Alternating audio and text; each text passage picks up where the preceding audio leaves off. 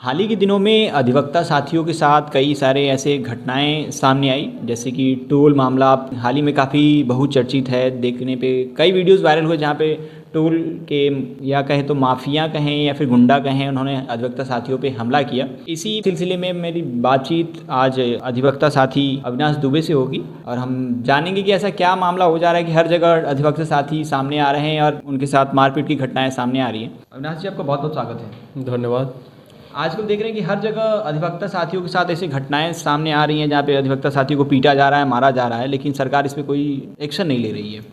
देखिए, advocate protection act की मांग हम लोग लगातार कर रहे हैं। अब वो समय भी आ गया है जबकि इसके लिए बहुत ही आवश्यक हो गया है कि अधिवक्ताओं के लिए एडवोकेट प्रोटेक्शन एक्ट लागू हो, क्योंकि अधिवक्ता ही समाज का एक ऐसा अंग होता है जो कहीं भी अन्याय होता है, कहीं भी इलीगल एक्टिविटीज़ होती है, कोई भी कुछ गलत काम होता है तो तुरंत उसका विरोध होता है।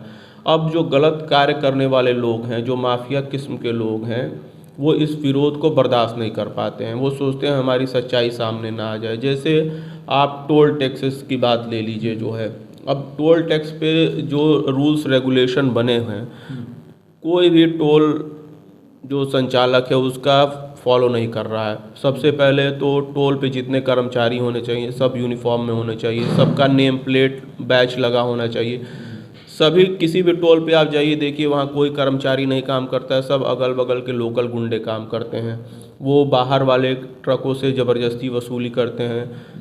जो तो क्या ये गलत, उनके गलत चीज़ों का विरोध है या फिर टोल का विरोध है आप लोगों का? नहीं, उनके टोल का विरोध तो नहीं हो रहा है। उनके द्वारा जो अमर्यादित भाषा का प्रयोग किया जा रहा है, जो अमानवीकृत किया जा रहा है, जो बदतमीजी की जा रही है और जो नियमों के विपरीत उनके द्वारा कार्य किया जा रहा है। जैसे अनावश्यक रूप से वो बैरिकेटिंग लगाए रहते हैं, घंटों घंटों लाइन में खड़ा होना पड़ता है, जबकि ये टोल का नियम है कि अगर कुछ देर से ज़्यादा अगर आपको टोल पे खड़ा रहना पड़ता है तो ऑटोमेटिक वो टोल एग्जम्प्ट हो जाना चाहिए, मगर कभी भी ये लोग ऐसा नहीं करते हैं। अभी जो सोनभद्र की घटना हुई मारकुंडी की, जिसमें एक महिला अधिवक्ता के साथ उनके पति को, उनके परिवार वालों को बुरी तरह से पीटा गया, तो देखिए उसमें बस यही था कि उन्होंने पूछा कि भैया टोल पे क्यों इतना समय लग रहा है, क्यों जाम लगा हुआ है। कोई भी अपने निजी वाहन द्वारा जा रहा है तो हर व्यक्ति के पास समय का अभाव है, इसलिए वो इतना पैसा खर्चा करके अपने निजी वाहन से सफ़र कर रहा है। अब उसके किसी काम में, सपोज वो किसी इमरजेंसी में अपने किसी पेशेंट को, अपने घर वालों को देखने जा रहा है, कोई अपने नात रिश्तेदार को जा रहा है, तो वो एक तो खुद ही वो फ्रस्ट्रेट है। आप ऊपर से टोल पे घंटों घंटों जाम लगा के वसूली कर रहे हैं। वो पूछने गया तो आप उससे बदतमीजी करने लगे। तो क्या आप सरकार से, आपकी मांग क्या है? अधिवक्ता साथी क्या चाहते हैं सरकार से कि आने वाले समय में चुनाव भी है, तो क्या अधिवक्ता साथी इस मुद्दे को मुखर करके सरकार के सामने आएंगे कि हमें ये प्रोटेक्शन दीजिए, तब हम आपके साथ हैं?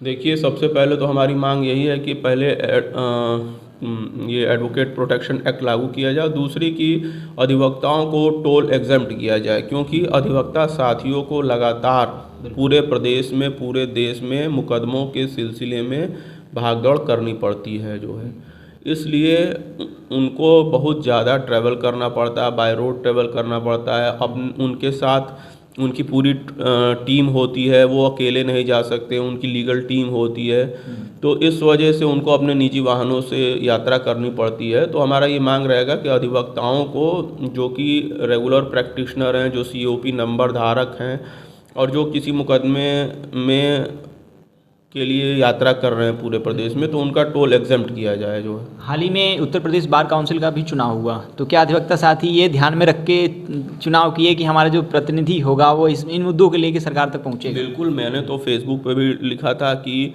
हम लोगों को ऐसे ही लोगों को चुनना चाहिए जो कि हमारी मांगों को मांगे और टोल वाले मुद्दे पे सरकार से बातचीत करें कि हमारा टोल एग्जम्प्ट किया जाए। और जो लोग हमारी अधिवक्ताओं की जेन्युइन मांगों को पूरा नहीं कर सकते उनको वोट न दीजिए जो है, चाहे वो कोई भी हो।